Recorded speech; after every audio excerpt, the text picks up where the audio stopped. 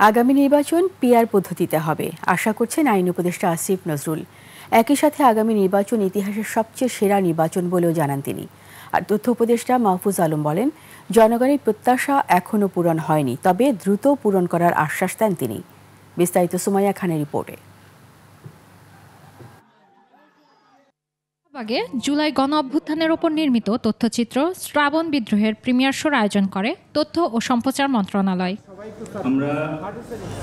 এতে যোগ দিয়ে তথ্য উপদেষ্টা ফ্যাসিবাদ যাতে আর ফিরে আসতে না পারে সেজন্য ঐক্যবদ্ধ থাকার আহ্বান জানান। আর জুলাই আন্দোলনের ইতিহাস ও প্রেরণার কথা বলেন শিল্প উপদেষ্টা আদিলুর রহমান খান ও সংস্কৃতি উপদেষ্টা মোস্তফা সারোয়ার ফারুকী। বাংলাদেশের মানুষের যে আশার জন্ম হয়েছিল সেই আশা যেন আমরা পূরণ করতে পারি। এই পথ দীর্ঘ, অনেক দিনের লড়াই।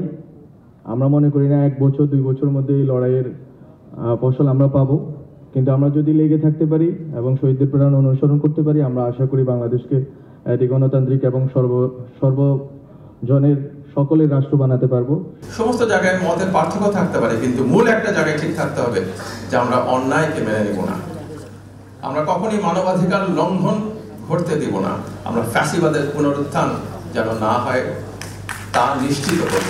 আপনাদের মধ্যে পলিটিক্যাল ডিফারেন্স থাকবে, তর্ক বিতর্ক থাকবে, ঝগড়াঝাটিও থাকবে, কিন্তু পলিটিক্যাল স্টেক হোল্ডার্স যারা আছেন তারা যদি নেক্সট 10 ইয়ার্স বাংলাদেশের একটা ঐক্য ধরে রাখতে পারেন কয়েকটা প্রশ্নে, স্বাধীনতা সার্বভৌমত্বের প্রশ্নে এবং আওয়ামী লীগের অত্যাচারের প্রশ্নে, তাহলে আমি মনে করি যে ফ্যাসিবাদ ফিরে আসার কোনো আশঙ্কা নাই।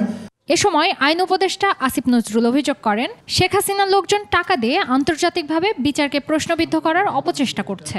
নির্বাচনের লক্ষ্যে আমরা বলতে চাই আপনাদেরকে, ইনশাআল্লাহ আগামীতে বাংলাদেশে নির্বাচন হবে। আমাদের প্রচেষ্টা আছে এটা বাংলাদেশের ইতিহাসের শ্রেষ্ঠতম নির্বাচন হবে। সরকারের যে প্রধান থাকবেন তার মেয়াদ হবে 10 বছরের। তারপরে আমরা উচ্চ কক্ষ নিয়ে আলোচনা করছি, পিআর হয়ে যাবে আমি দৃঢ়ভাবে বিশ্বাস করি। জুলাই যাতে বেহাত না হয় সেজন্য সবাইকে ঐক্যবদ্ধ হয়ে ফ্যাসিবাদ দমনের আহ্বানও জানান তারা। নির্বাচনের আগে অবশ্যই বিচার হবে। সুমাইয়া খান, 21 টেলিভিশন।